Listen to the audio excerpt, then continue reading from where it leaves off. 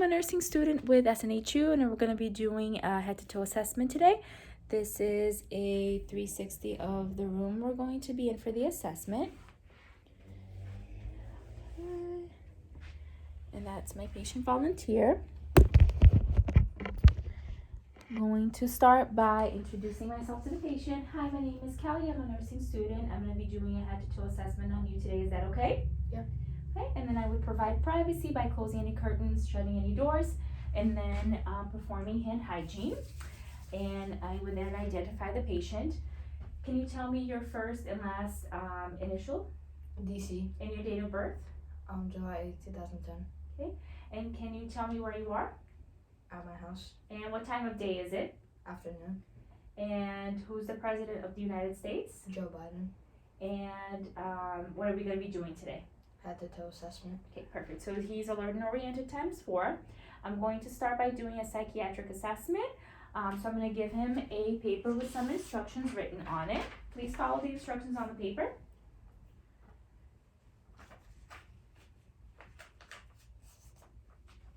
Okay, and the directions said to take the paper in the left hand, fold it in half and place it on the floor, which he did with ease, and that assesses comprehension. And then I'm going to have you count backwards from 100 by 7s. Okay. 100, 93, 86, 79, 72, 65, 58, 51, 44, 30, 37, 30, 23, 16, 9, 2. Okay, and that assesses attention, and he did great with that. And then can you tell me what you did for your last birthday? I had a birthday party at my house and my friends and family came over. Okay, and that assesses long-term memory. And I'm going to give you 4 words, and I just want you to repeat them back to me. So purple, cat, chair, dog. Purple, cat, chair, dog. Okay, and I'm going to have you count backwards from 20 by 1s.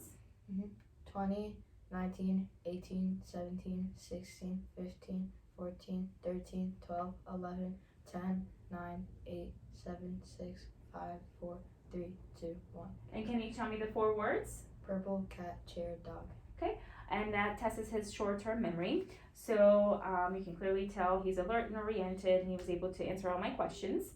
I'm going to then proceed to doing a general inspection. He appears to be his stated age. He looks well-groomed. No evident abnormalities right off the bat, no amputations, nothing that stands out to me. So I'm going to then proceed to doing a skin, hair, and nails assessment. I'm going to inspect his skin. I see no rashes, no thickening of the skin, no lesions, no scars. I'm going to then palpate the skin, and it feels warm and appropriate to the temperature. It's not overly dry or sweaty. And then I'm going to assess the skin turgor, and skin turgor is elastic. The nails are smooth, and the color and thickness are normal, and they're nice and symmetric. I see no indentations or any abnormalities. And the capillary refill is less than 3 seconds. And I'm going to assess the capillary refill at the toes in less than 3 seconds. And the nails at the toes are also normal color, symmetry, and they're smooth and translucent, just as the ones on the hand. I'm going to then palpate your head. I would don gloves for this part, just in case there's any infestations. And the hair is evenly distributed. I see no gaps, no areas that are missing hair. Then the hair is not brittle. And I'm also feeling for any lumps or bumps. Do you have any pain when I palpate your head? No. Okay. There are no lumps and bumps. That looks great. And then I would take my gloves off and perform hand hygiene. I'm going to next palpate your temporal arteries. Okay, and those are 2+. I'm going to then auscultate your arteries, your temporal arteries.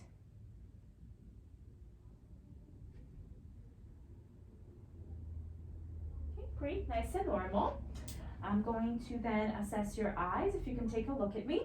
So upon inspection, the eyes are symmetrical. I don't see any strabismus. The pupils are equal in size. The sclera is white. There's no drainage. The conjunctiva are pink and moist. I'm going to then palpate your upper eyelids. Any pain with that? No. Any pain here with the lower eyelids? No. Okay. So no pain. I'm going to then test how your eyes respond to light. See how your pupils respond to the light. I'm gonna have you stare off at a distance, and then I'm gonna shine a light in your eye, okay? Okay, perfect. So the pupil's accommodated. I'm gonna do that with the other eye, so stare off at a distance, please. Perfect. So the pupils did restrict in response to the light. I'm then going to test for accommodation. I'm gonna have you look at the pen light and just follow the pen light with your eyes, okay? Perfect. And his eyes did accommodate bilaterally. And then I'm gonna have you follow the pen light again with just your eyes, not moving your head, okay?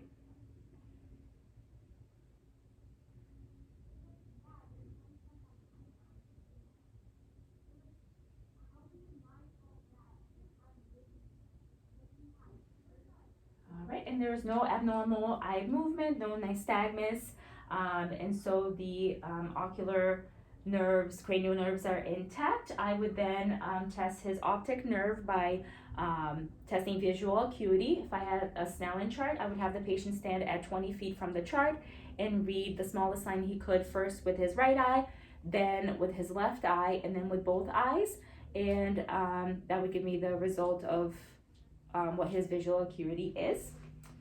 Next, I'm going to assess your nose. Upon inspection, the nose is symmetrical, it's centered, it's midline. I don't see any abnormalities. I'm just going to now palpate your frontal sinuses. Any pain with this? No. And then I'm going to palpate your maxillary sinus. Any pain with that? No. Okay. I'm then going to shine a pen light in your nose. Okay. Okay. There's no septal deviation. The mucosa is pink and moist. I don't see any drainage. And then I'm going to have you occlude one nostril and then take a breath in and out. And switch. And breath in and out. And there seems to be no obstruction of airflow. He can breathe easily. I'm going to then test the olfactory nerve. I'm going to have you close your eyes and then occlude one nostril. And I'm going to give you something to smell, so just please tell me what you're smelling, okay? Cinnamon. Okay, and that was cinnamon, so that was intact. And we're going to switch nostrils and keep your eyes closed. And then tell me what you smell. Vicks. Okay, and that's Vicks Vapor Rub, and that was correct. So olfactory nerve is intact. The next thing I'm going to do is inspect the ears. So upon inspection, the ears are symmetrical, and the auricle is the same color as the skin. There's no lumps or bumps and no abnormalities. I'm going to then shine a pen light in your ear. And I do visualize some wax, but there is no drainage, no blood, no redness or swelling. And at this ear, there's no wax, and there's no drainage, no redness or swelling. And I'm going to palpate your ears and just tell me if you have any pain, okay? Any pain with this? No. Okay. I'm going to perform the whisper test. I'm going to occlude one ear, and I'm going to whisper some words, and I just want you to repeat them back to me, okay? Mm-hmm. Cat, dog. Okay. And then I'm going to do the same thing to the other side. Black, white. Perfect. So he can hear, the hearing's intact. Next thing I'm going to do is I'm going to test cranial nerve number 5, which is the trigeminal nerve. I'm going to have you, first I'm going to palpate your temporal mandibular joint. Do you have any tenderness with this? No. Can you clench your teeth? And then can you move your jaw side to side? And can you open your jaw nice and wide? Perfect. And then I'm going to have you close your eyes for me. I'm going to touch your face with a sharp and a dull object. I just want you to tell me if it's dull or if it's sharp, okay? Okay. Dull. Sharp. Dull. Sharp. Dull. Sharp. Okay. And you can open your eyes so the trigeminal nerve is intact. Next thing I'm going to do is I'm going to test cranial nerve number 7. Which is the facial nerve. I'm gonna have you, can you frown your, can you raise your eyebrows and close your eyes tightly? And then smile, frown, and puff out your cheeks, and purse your lips. Perfect, so cranial nerve number 7 is intact. And then we're going to move on to the mouth. I'm going to inspect the mouth. There's no abnormalities, no cuts, no ulcers. The lips are pink and moist. I'm going to then have you open up and say ah. Okay. And the uvula is midline. So is the tongue, and the uvula moves up when he says ah. And then can you lift your tongue up and down and side to side? Okay, perfect. And I see no missing teeth, no cavities. The mucosa is pink and moist, and the vagus and glossopharyngeal nerve are intact because he can swallow with ease and he can say ah. And then we're going to move on to the neck. So let me take a look at the neck. The trachea is midline. There seems to be no abnormalities, no goiter. I don't see any visible pulsations. I would have the patient be at a 45-degree angle, and I would inspect his neck for JVD. And I don't see that right now. And I'm going to do the other side. Perfect. The next thing I'm going to do is I'm going to palpate your carotid arteries one at a time. That was strong in 2+. That was strong in 2+. And then I'm going to auscultate the carotid artery with the bell of my stethoscope to assess for any bruits.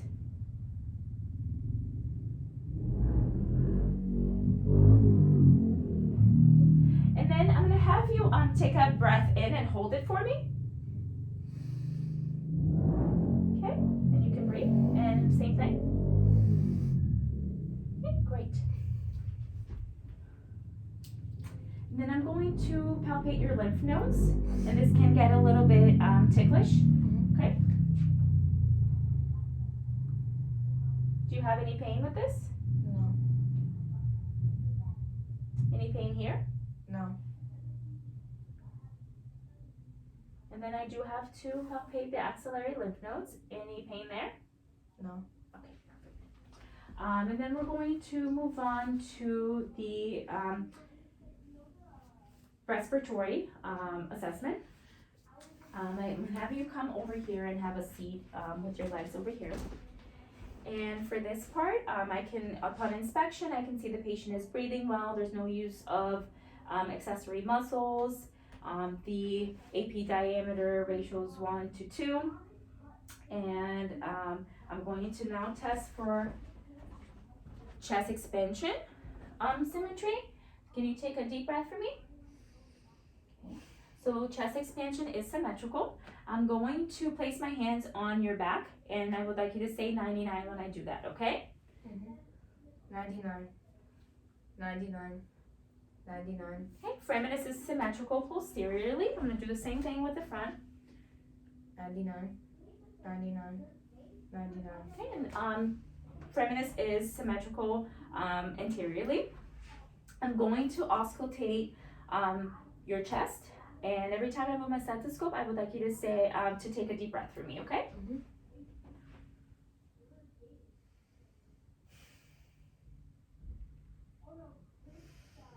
Actually, I'm going to take a step back. I'm going to first percuss your chest, okay? You're going to hear some tapping sounds.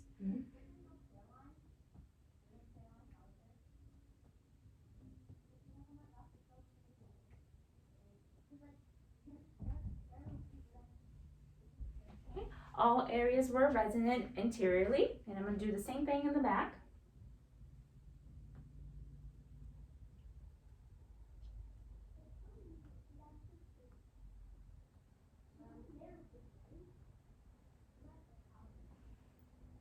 And all areas were resonant posteriorly. I'm now going to auscultate, and I would like you to take a deep breath every time I move my stethoscope. Okay.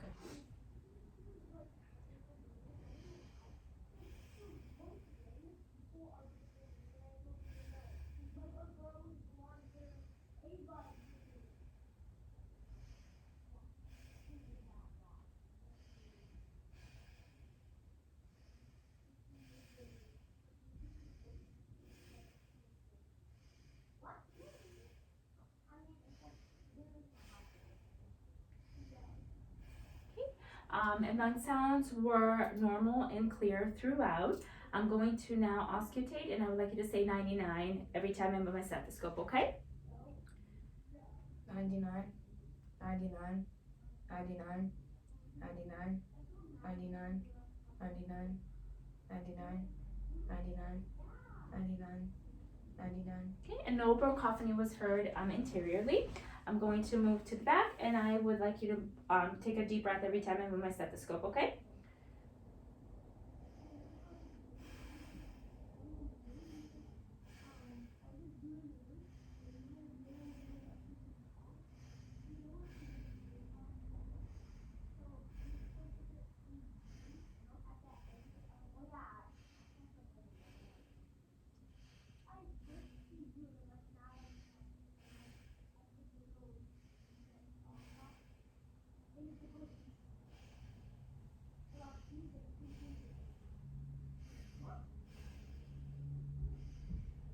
And I'm gonna have you, so lung sounds were clear bilaterally and posteriorly.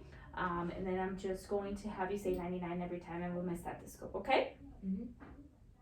99, 99, 99, 99, 99, 99, 99, 99, 99, 99, 99, 99, 99, 99. Okay, and no bronchophony was heard posteriorly. I'm then going to have you lie down on your back. And we're going to do a cardiac assessment. And like I said before, he is breathing well. There seems to be no jugular vein distension. Capillary refill is less than 3 seconds at hands and feet. I'm going to listen to his heart sounds. I'm gonna start by listening at the second. I'm gonna find the sternal notch and inch down and to the right second intercostal space to listen to the aortic valve. And S2 is louder here. I'm then going to inch over to the second intercostal space on the left side to listen to the pulmonic valve, and the second intercostal, heart sound, S2 is louder here. And then down to the third intercostal space for Erb's point. And no specific valve is heard here. And then at the fourth intercostal space is the mitral valve, and S1 is louder here. And then mid-clavicular line at the fifth intercostal space is the tricuspid valve. At the fourth intercostal space is the tricuspid valve, and at the fifth intercostal space, mid-clavicular line, is the mitral valve. And this is also the point of maximal impulse where we would auscultate the apical pulse. And then I'm going to listen to the same areas with the bell of my stethoscope to assess for any extra heart sounds, such as S3 and S4.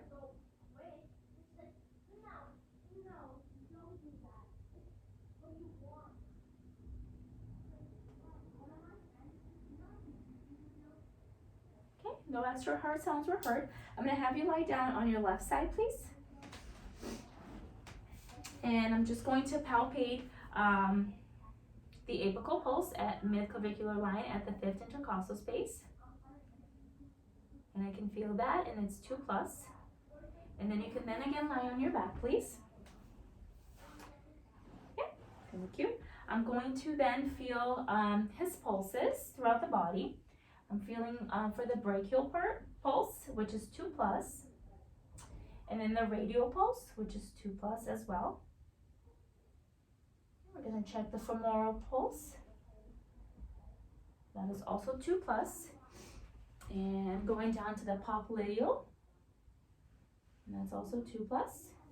And posterior tibial, which is 2 plus, and then dorsalis pedis, which is also 2 plus.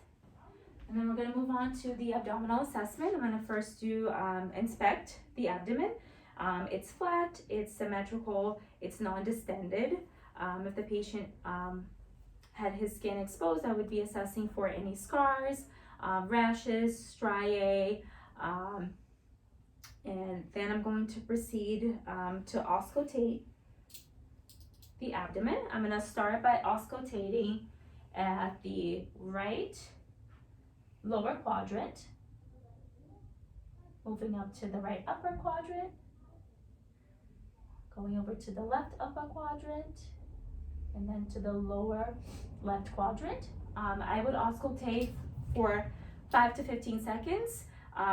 And bowel sounds were normal active. If they were absent, I would stay for 5 minutes and listen to auscultate for abdominal bowel sounds. And then I'm going to percuss your abdomen, so you're gonna feel some tapping sounds. I'm gonna do that in a zigzag pattern throughout. So I'm gonna start at the right lower quadrant.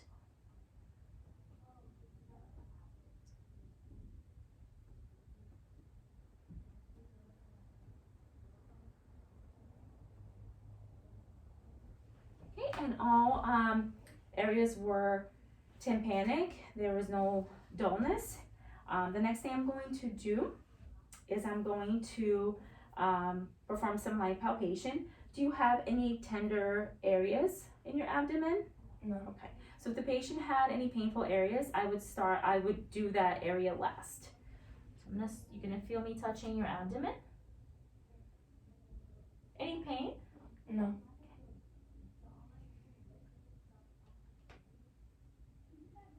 There's no tenderness, no lumps or bumps, no masses felt. The next thing I'm going to do is I'm going to auscultate with the bell of my stethoscope at your aorta, your renal arteries, and your femoral arteries, okay, to assess for any bruits.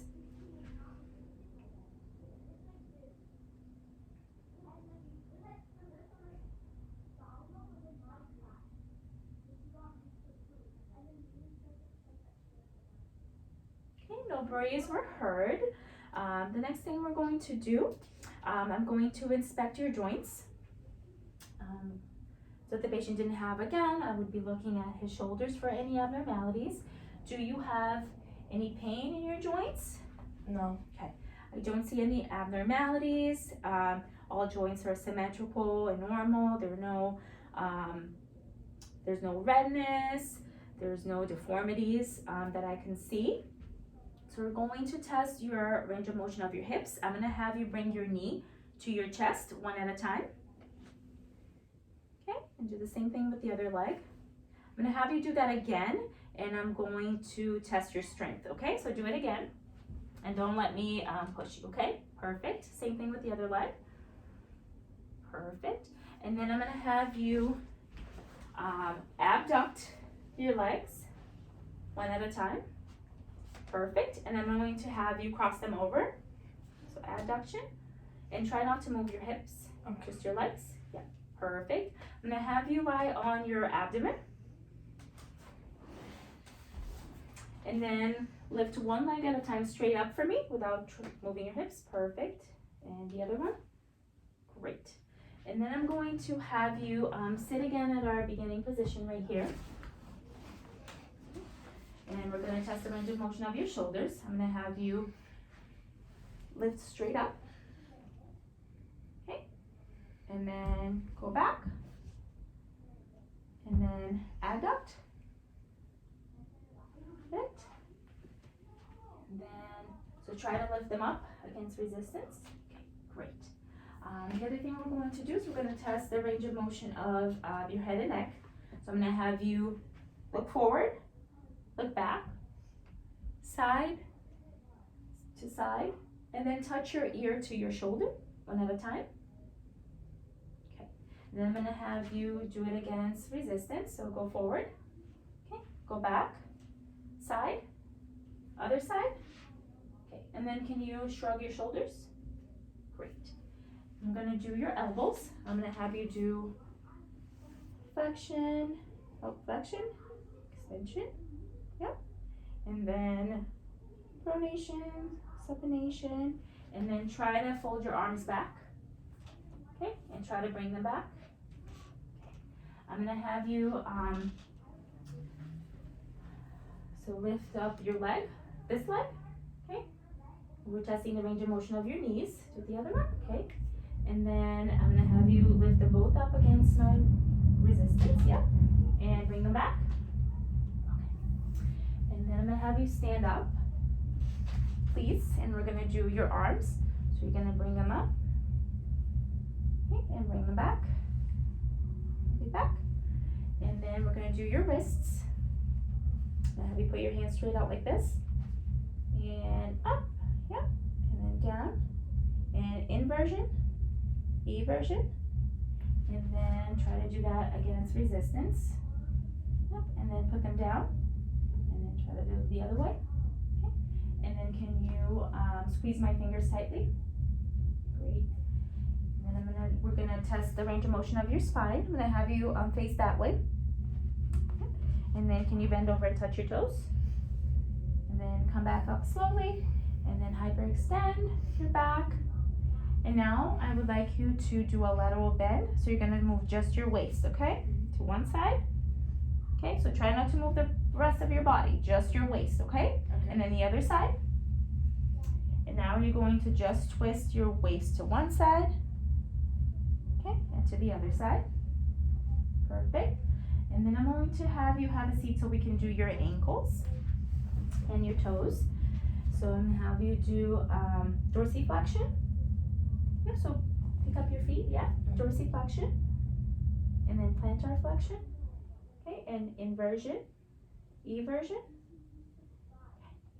And then I'm going to have you straighten your toes, and then curl your toes, okay, and then I'm going to have you push against resistance, so try to push against my hands, and then same thing here, great, and then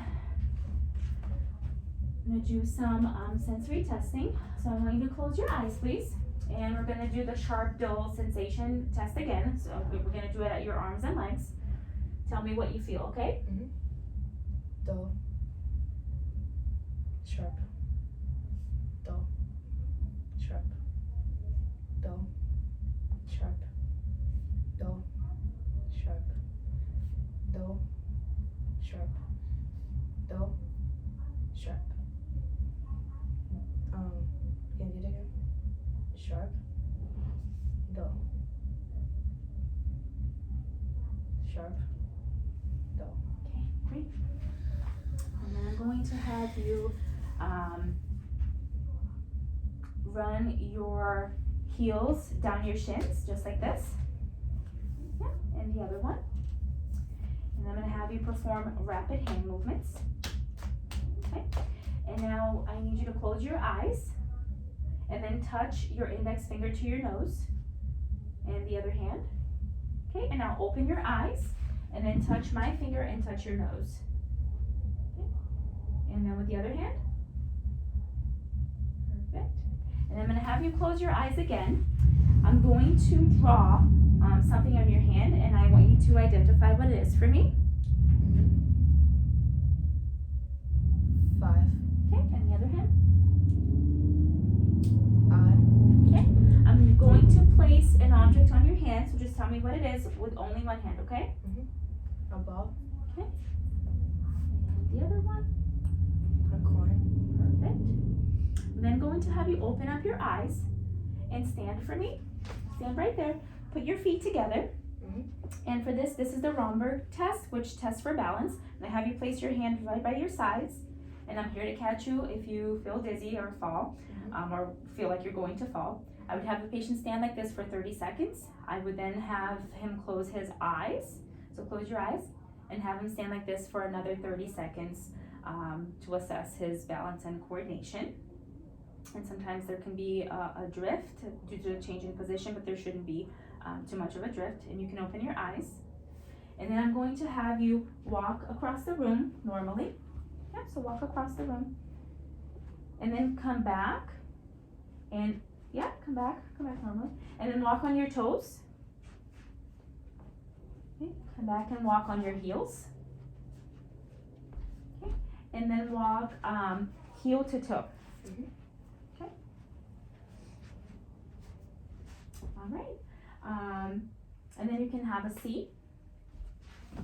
And we're all done with our assessment today. Thank you so much for your time.